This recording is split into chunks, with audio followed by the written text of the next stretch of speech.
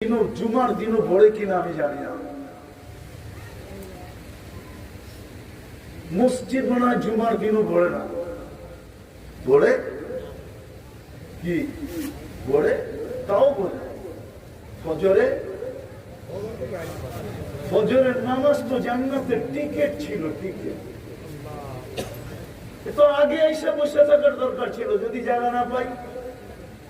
ইন্না কুরআনাল ফাজরি কানা মাশহুদা, জান ওলামাদের থেকে মাশহুদের তাফসীর জেনে আসেন, আমার কাছে তাফসীর বলার সময় নেই। ফজর তো জান্নাতের টিকিট ছিল, ইন্না কুরআনাল ফাজরি কানা মাশহুদা। ফজর আর আসর তো জান্নাতের টিকিট ছিল, মান সাল্লাল বারদাইন দাখালাল জান্নাহ। এইখানে তো আল্লাহর রাসূল কোন শব্দ আনেন নাই, অক্ষর মধ্যখানে আনেন নাই। সুম্মা দাখালাল জান্নাহ, ফাদাখালাল জান্নাহ, ওয়া দাখালাল জান্নাহ, কোন শব্দ আনেন নাই, অক্ষর আনেন নাই। বলছে মান সাল্লাল বারদাইন দাখালাল জান্নাহ, যে দুই ওয়াক্তের নামাজ পড়লো, ফজর আর আসর পড়লো বাজমাত, সে যেন জান্নাতে ঢুইকা গেল। অথচ ফজরে তো মুসল্লি হয় না, আসরে তো মুসল্লি হয় না।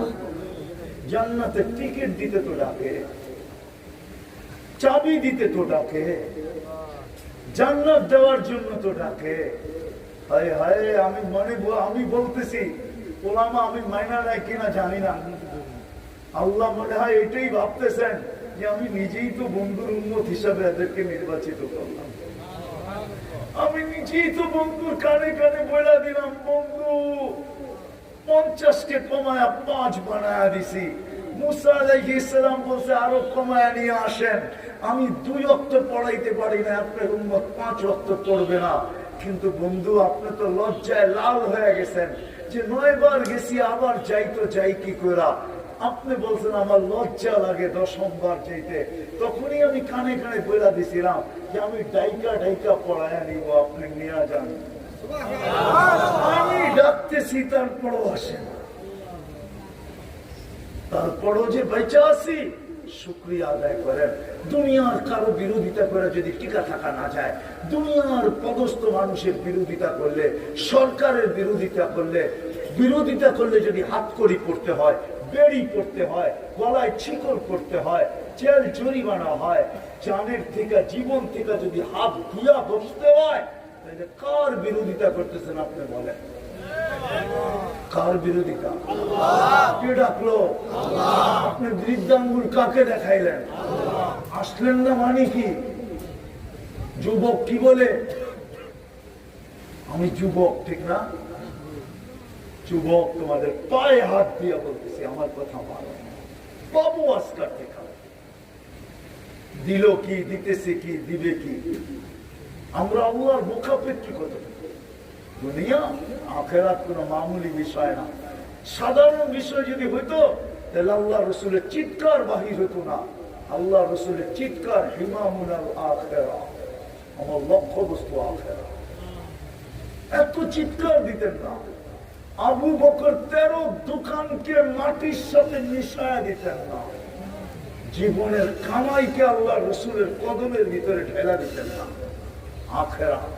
আবু বকর সিদ্দিক রাদিয়াল্লাহু তাআলা 13টা দোকান ছিল, 13টা। কোথায় ছিল জানেন? হজে গেছেন? হজে গেছেন? মক্কা টাওয়ার দেখছেন? 4 তলায় 2টা মসজিদ দেখছেন?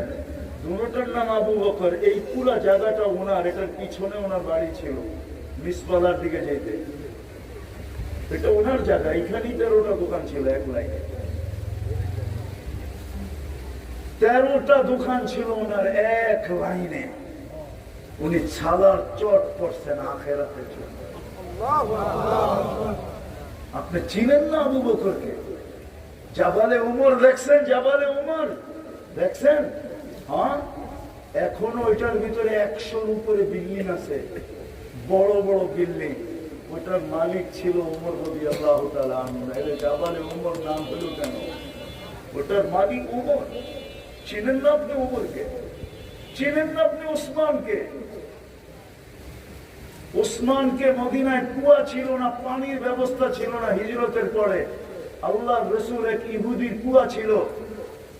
আল্লাহর রসুল পানি নিয়ে চিন্তিত ছিল যে মুহাজির আনসার পানি কোত্থেকে পাবে, কেননা ইহুদি পানি মন চাইলে দিত, নাইলে দিত না, তারপর টাকা নিত। আল্লাহ রসুল একদিন চিন্তিত ছিলেন। ওসমান রাদিয়াল্লাহু তাআলা আনহু জিজ্ঞাসা করছে, চিন্তিত কেন? পানির তো কোনো ব্যবস্থা নাই, ইহুদির কুয়াটায় অনেক পানি, বড় সুমিষ্টি, বড় ভালো পানি। ওসমান রাদিয়াল্লাহু তাআলা আনহুকে শুনাইতেছিলেন। ওসমান উঠা চলে গেছে, কেননা রাদিয়াল্লাহু তাআলা আনহু উনি ইহুদির রব চিনতেন, রব। যা বলছে কুয়া বেচবি? না, বেচবো না।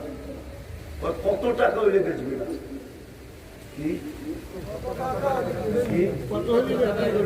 মায়ের এমন দাম চামু কেউ যেন না কিনতে পারে, ঠিক না? কয় টাকা হইলে বেচবি না? বেচবি না বুঝলাম, কিন্তু কত হইলে বেচবি না?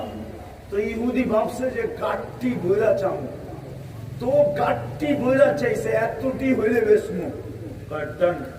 কিনা ফেললাম, আইসে টাকা উঠাইছে মাথা খানা। ইহুদিরা এটা কি আমরা বুঝি কম পাবো, ঠিক না? ইহুদিরা টাকার পাগল, আমরা বুঝি কম পাগল। তো গাঠটি করে মাথায় মেরা দিছে, কুয়া কিনা আসতেছে। জিবরিল এর আগে গাঠটি নিয়ে চলে আসছে। উনি প্রশ্ন করে নাই, জিবরিল এসে দাঁড়ায় আছে, সালাম দিয়ে বলছে, ইয়া রাসূলুল্লাহ, কুয়া তো কিনা ফেললাম। কত দিয়ে কিনলাম? এটা বলবো না, কিনা ফেলছি। ওসমান, তোমার আগে কিন্তু আল্লাহ জানায় দিছে আমাকে। জিবরিলও গাঠটি নিয়ে চলে আসছে। আজকে চলতেছে দুইজনের টক্কর। কার? আরে কন্যা ওসমান রাদিয়াল্লাহু তাআলা আনহুর আর আল্লাহ। ওসমান গাঠটি দিছে, আল্লাহ গাঠটি পাঠায় দিছে। বলছে বলো। না, এটা বলবো না, যা চাইছে তা দিয়ে কিনছি। আপনার কদমে দিয়া দিলাম মুসলমানদের জন্য।